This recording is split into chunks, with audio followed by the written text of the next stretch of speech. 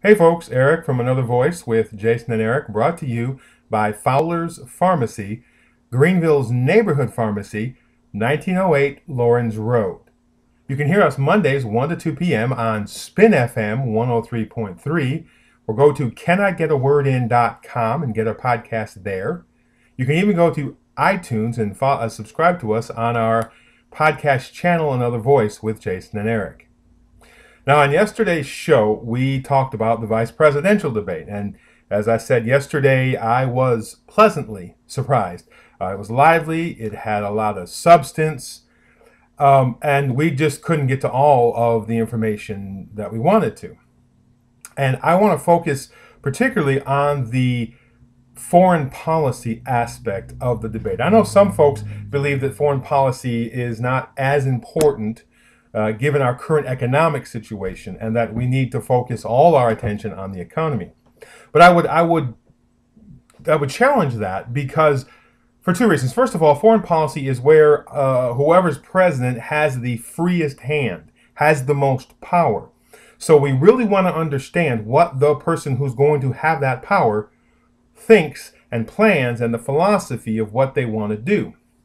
But more importantly, considering our economic situation, foreign policy plays a big part in our economy. For example, if we invade Iran, that's going to affect our economy. That's going to affect the tax rates. That's going to affect your sons and daughters. If we have a trade war with China, that's going to affect our economy. There's a lot of aspects of foreign policy that are going to affect the economy, so I think it's an important thing to discuss. You know, foreign policy and diplomacy is complex, and too often we don't talk about it like adults.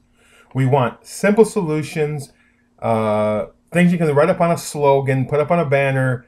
I'm listening to the calls for the impeachment of Secretary Clinton over what happened in Benghazi. Now, I am concerned about Benghazi, and we'll talk about that in just a minute. But there's a chain of command. There's a thing that needs to be checked out, investigated.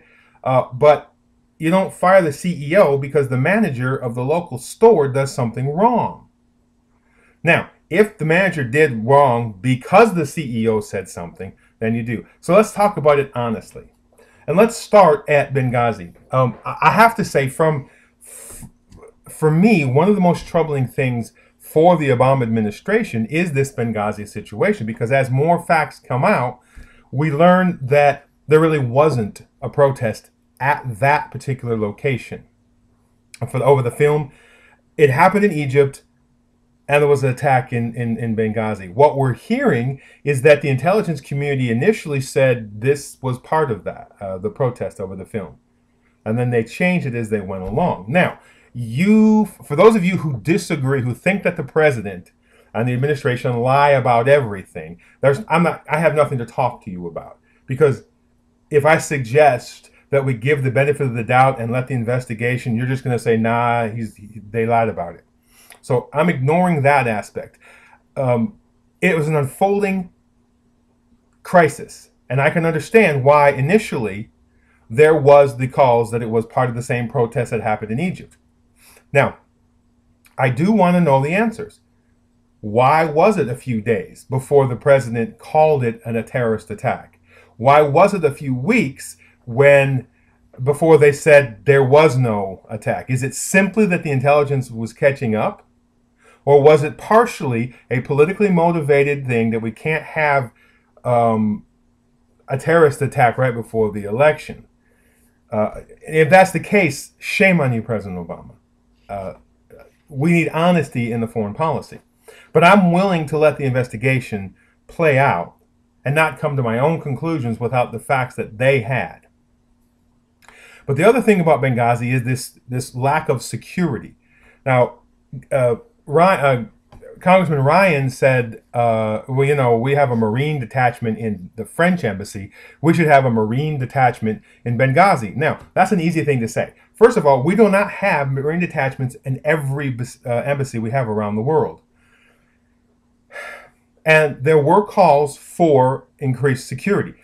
Vice President Biden said we, meaning the president and the vice president, didn't know that. And the facts are showing out that First of all, the ambassador didn't call for more aid. Some of the other on the diplomatic staff called for it. And one of them testified before Congress, and they asked for additional security. They did not ask for a Marine detachment. That's important to note. They asked for additional security. It was denied. The Deputy Assistant Secretary in charge of embassy security, that's important. It wasn't just someone they threw out there, but in charge of embassy security denied it, and it's muddled as to why. They didn't want the military presence in Libya at that crucial time might have caused more uprisings. I don't know. I want to get to the bottom of this because our people need to be protected. But I want to make it clear. The people on the ground in Libya asked for more security, but not a Marine detachment. And the gentleman who testified before Congress said that if they had gotten that extra security that they requested, it wouldn't have stopped the attack. And it is just as likely that the ambassador would be dead because it wouldn't have been enough. This attack was so big. Maybe a Marine detachment should have been there. But we also have to look at the fact that there wasn't an embassy there to begin with. We were just rebuilding relations with Libya. It was a fluid situation. But that needs to be looked into. That's, to me, the most troubling aspect in the foreign policy. And that could be the one slip that the Obama administration has done and something that I will say that they should have done differently. But we do need to point something out. Vice President Biden said that Ryan and the rest in the House cut funding by $30 million. Now, he's incorrect, $3 million. He's incorrect by the amount. It was 2 point something. And it was for not just security, but it was also for construction and other things around the globe. But it is true that the congressmen voted to cut embassy security funds. Now, we need to look at this individual, each case, and decide what's the best course of action. It's a fluid situation. It's an untenable. And this idea that Al-Qaeda, we knew Al-Qaeda was there. Look, what happened afterwards shows that this wasn't some hotbed of anti-Americanism.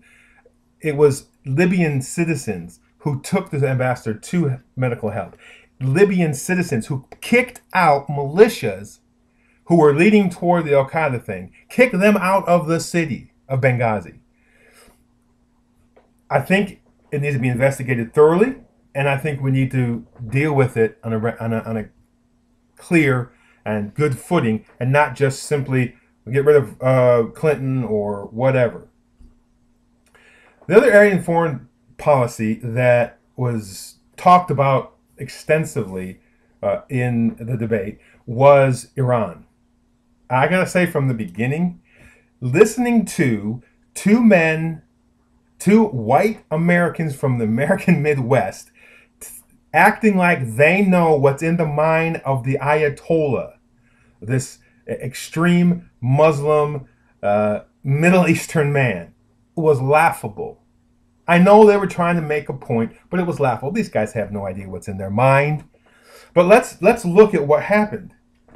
You know, Ryan panned the administration saying they fought against these sanctions and that Russia watered them down. And he was trying to make the picture that, oh yeah, we've got some sanctions, but they're not what they should be. Let's look at the facts. Before these sanctions, Russia and China were not involved. They weren't joining with the sanctions against Iran.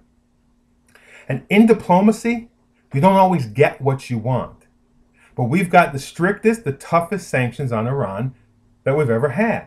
And we've got the nations who have always exempted themselves during the Bush administration and before, from fighting against Iran. Russia is there. Now, yes, there's exceptions. They're not as tough as we would hope them to be because Russia still wants to play their game. But the situation is better than it was because we have more of the world behind us in stopping Iran. This idea that there's a space between Israel and the U.S. and therefore the Ayatollah is emboldened. First of all, is it necessary for the United States to agree with every single thing that Bibi Netanyahu says while he's in charge of Israel? Is that what's necessary to make sure that the Ayatollahs know we're serious? Because if that's the case, Representative Ryan, your side is also giving space. Because in that very debate, Representative Ryan said, we don't agree with the timetable, the red line that Bibi Netanyahu put in there. That's space. Look, this idea that we're not in line with Israel, we're not working with Israel, is baloney. And this line that he blew off a meeting with Bibi Netanyahu to go on The View, come on, that is pure politics. The president has been in constant contact with Bibi Netanyahu. He doesn't have to have a meeting every time Netanyahu comes to the States. He has phone calls and meetings with this man, and they're on the basic same page. But we don't have to agree 100% with Israel to be against Iran. And it seems to me that what Representative Ryan didn't do is to say what more could be done. Because it seems like everybody agrees the sanctions that are there. The only other step beyond that is either join Israel in a strike against the nuclear facilities in Iran, which, first of all, we don't know would work. Secondly, the former defense secretary, Bob Gates, a Republican, by the way, said that it wouldn't work and it could be devastating to the world for decades to come. Now, Representative Ryan tried to spin that as it was that the administration was downplaying the all cards on the table, except Secretary Gates was no longer in office. He was a private citizen when he made those comments. But if the facts are the facts, look, I don't know what more Representative Ryan wants to be done against Iran other than going to war. And I'm sorry, folks, I'm not yet ready to say, let's go to war. And this idea that there's going to be an arms race if Iran gets the bomb. Let me tell you about some of the neighbors to Iran. India, Pakistan, Israel. They all have nukes. Is he worried that Turkmenistan is going to want to get the nuke? We're dealing with Iran in the way that we should be. Now, personally, I'm trying to figure out what our moral authority is to say you can't have a nuke. You can, and you can, but you can't have a nuke. I know the reasoning. Ahmadinejad is crazy.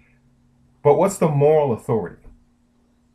There's two big foreign issues that were discussed on this debate, and I think it was important. And I think Joe Biden answered them correctly. I am still concerned about the Benghazi situation, and we need to look into that more. All right, folks, that's it for tonight. Later on, the debate is going to be starting between the president and Governor Romney. Looking forward to see if it's a different debate. October 22nd, next Monday, is the 2012 Vote Informed Candidate Forum. Make sure you show up there and get 2 friends to come with you.